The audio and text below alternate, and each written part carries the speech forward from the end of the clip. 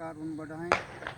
जैविक कार्बन बढ़ाने के लिए सबसे अच्छी चीज़ है कि वर्मी कंपोस्ट यूनिट लगाएं, क्योंकि हर किसान एक या दो भैंस या एक दो गाय पालता है, उसी से वर्मी कंपोस्ट यूनिट लगा सकता है। वर्मी कंपोस्ट यूनिट लगाने में आप किसान भाइयों से मैं अनुरोध करूंगा कि वे श्री सतवीर सिंह डागर जी से कंसल्ट करें, उनकी यूनिट देखें, और यदि वो नहीं लगा पाते हैं तो वो यहाँ से केचुए खाद लेके जाएं। खासकर जो सब्जियां लगाते हैं या फल वाले पौधे लगाते हैं, उनमें ये बहुत ही कारगर है। लगभग 2 से 4 टन हम यदि वर्मी कंपोस्ट 1 हेक्टेयर में डालें तो उससे न केवल फसल की गुणवत्ता बढ़ती है, बल्कि ज़मीन का में भी काफ़ी सुधार होता है। और एक और चीज़ मैं आपको दिखाऊंगा कि जो ये वर्मी कंपोस्ट यूनिट है 55 से 60 दिन में खाद तैयार हो जाता है इसमें। इसी तरह की यूनिट आप इसमें थोड़ा ये दिखाएं। हाँ, इसी तरह की यूनिट अपने घर पे, अपने फार्म पे लगा सकते हैं। और इसमें एक और चीज़ ध्यान रखने वाली बात है कि लगभग 55 से 60% मॉइस्चर या नमी बना के रखें। यदि आप इसमें ज़्यादा नमी बनाते हैं तो वो इसके लिए हानिकारक होगी, क्योंकि उसमें हवा पास नहीं होगी। दूसरी बात और है कि हम इसे थोड़ा सा ढक के रखें, क्योंकि अंधेरे में काम करते हैं। लगभग एक केचुए का जो वेट है 1 ग्राम के करीब है, आप यहाँ देख सकते हैं। और ये एक दिन में 10 ग्राम खाद बनाता है और 30 दिन के बाद ये एडल्ट बन जाता है। आप यहाँ पे देख सकते हैं कि जहाँ पे ब्राउन कलर दिखाई देता है, इसका मतलब ये एडल्ट है। और एक एडल्ट रोजाना 1 कोकून देता है। मैं आपको कोकून भी दिखाऊंगा।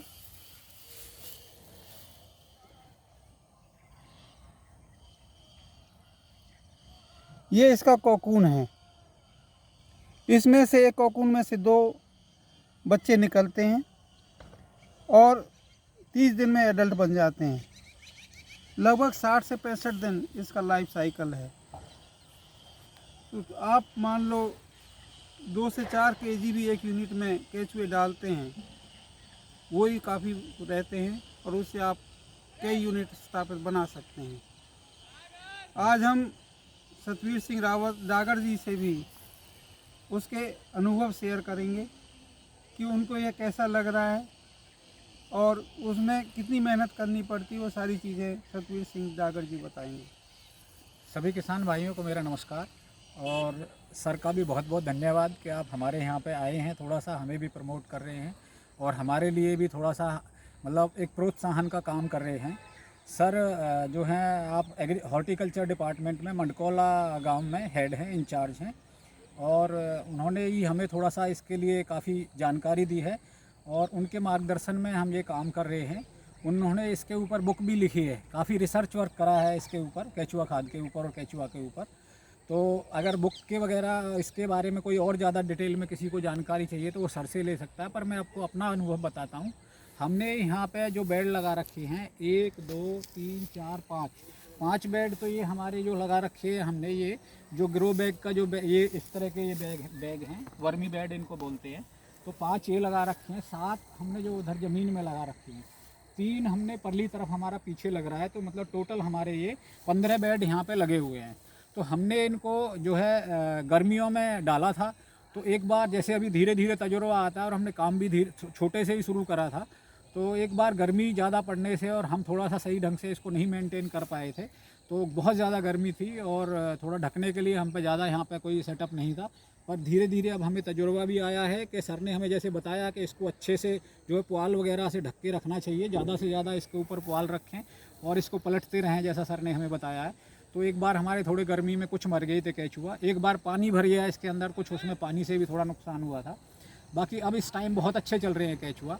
और अब हमें उम्मीद है कि जल्दी ही बन के ये तैयार हो जाएंगे। सारे बेड हमारे ऑलमोस्ट जो है आधा आधा इसमें से खाद करीब बन चुका है।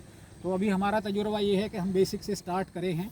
वैसे हमारा यहाँ पर नर्सरी का भी सेटअप है, और जो हम ऑर्गेनिक जो है मटेरियल लोगों को यूज करने के लिए, जो भी ऑर्गेनिक मटेरियल होता है, कोकोपीट है और ये आपका वर्मी कंपोस्ट है, इसके अलावा नीम खली है, बॉन मील है, इस तरह की चीज़ें जो आपको NPK जो हमारा होता है, नाइट्रोजन है, और हमारा फॉस्फोरस है, पोटास है, वो सब चीज़ों के लिए आपको जो है सोर्स भी हमारे पास में जो है नेचुरल है सारा।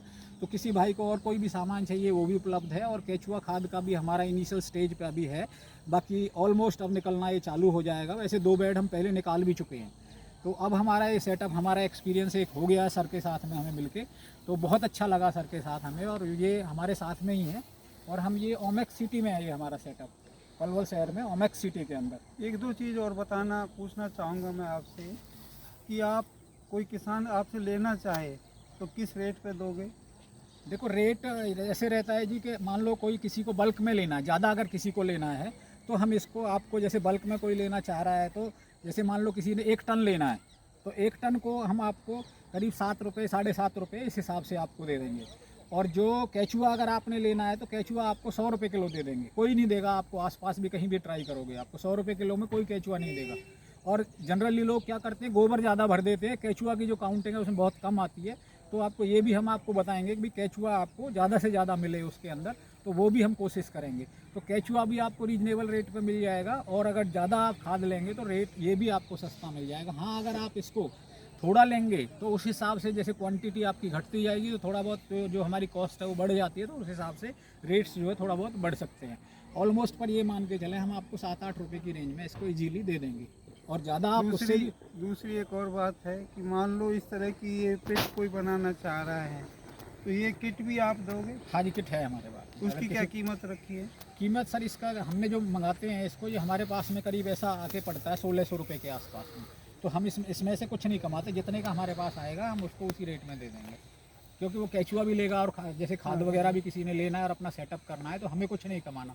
और हम शॉर्ट्स भी बता देंगे, इवन हमें कोई ये नहीं है कि भाई उसमें से हम ही देने, अगर चाहे तो डायरेक्ट भी कंपनी से भी ले सकते हैं, वो शॉर्ट्स बता देंगे आपको, तो ताकि किसान को ज़्यादा खर्चा ना पड़े, कम से कम कॉस्ट पे जो उसको ये पड़ जाए। और इवन मैं तो ये भी कहूँगा कि ये ज़रूरी नहीं है, हमारा एक्सपीरियंस ये आया है कि अगर ये जगह थोड़ी सी ऊंची हो यार, या आपके पास में स्पेस कम हो, तब तो इसको आप यूज करें। अदरवाइज ज़मीन पे भी आप इसको, जैसे हमने आगे लगा रखा है तो ज़मीन पे भी कर लें। तो थोड़ी ज़मीन ऊँची हो आपकी तो थोड़ा सा उधर से दिखाओ, उधर आ जाते हैं।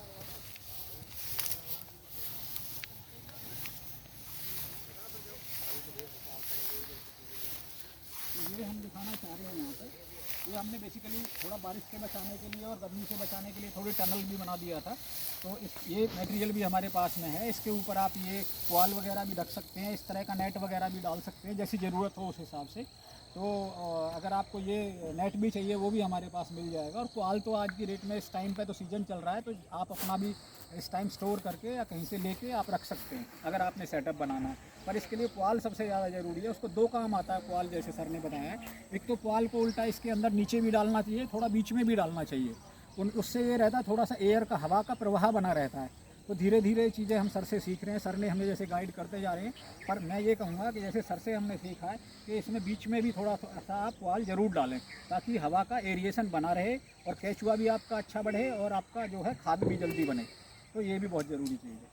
तो ऑलमोस्ट मैं आपको बस यही कहूँगा कि हमारा जो एक्सपीरियंस है वो भी सर के साथ बहुत अच्छा है, और सर ने हमें बहुत कुछ अच्छा सिखाया है, और उनसे गाइडेंस हम लेते रहते हैं। सर भी यहीं पे रहते हैं वैसे, तो ये भी हमें उनका मतलब एक थोड़ा सा अच्छी बात ये है कि टाइम टू टाइम हमें उनसे गाइडेंस मिलती रहती है। तो सभी भाइयों को मेरा नमस्कार, धन्यवाद। और सर को अगर कुछ और बोलना हो तो सर बोल सकते हैं, अपना भी थोड़ा इंट्रोडक्शन।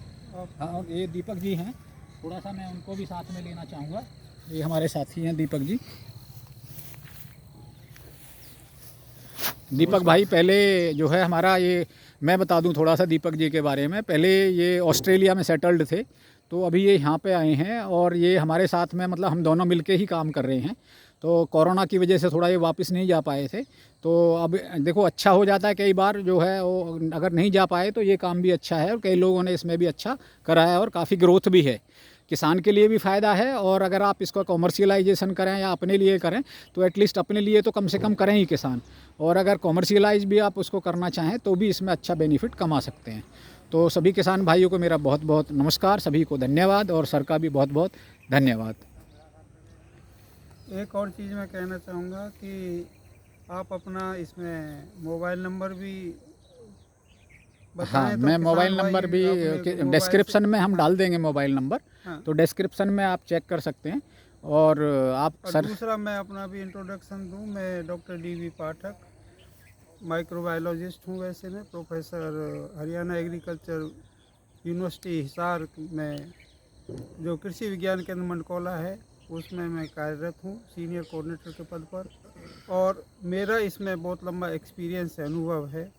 यदि कोई किसान भाई किसी भी तरह की इसके बारे में जानकारी और लेना चाहे या कोई किसी तरह की कोई परेशानी आती है तो वो मेरे से कांटेक्ट कर सकते हैं। मेरा फ़ोन नंबर भी आप चाहे मैं इसमें डिस्क्रिप्शन में सर का फ़ोन नंबर भी मैं डाल दूंगा, आप लोगों को मिल जाएगा वो भी। तो इस उम्मीद के साथ कि ज़रूर आप इसको अपनाएंगे। और कम से कम मैं कहना चाहूँगा, आप जो आप घर के लिए सब्जियां घर पे उगाते हैं, किचन गार्डनिंग करते हैं, उसको आप बिल्कुल जैविक रखें। और यदि आपने 2-4 फल वाले पौधे लगा रखे हैं उनको भी जैविक रखें। और जैविक तभी रखेंगे जब हम वर्मी कंपोस्ट प्रयोग में लाएंगे। इन शब्दों के साथ मैं सभी किसान भाइयों का ध्यान से सुनने के लिए धन्यवाद करता हूँ। धन्यवाद जी, नमस्कार सर, बहुत बहुत धन्यवाद। ठीक है, अब देख लेना करिए इसे आप। दीपक, इसके साथ यहाँ से होगा ना।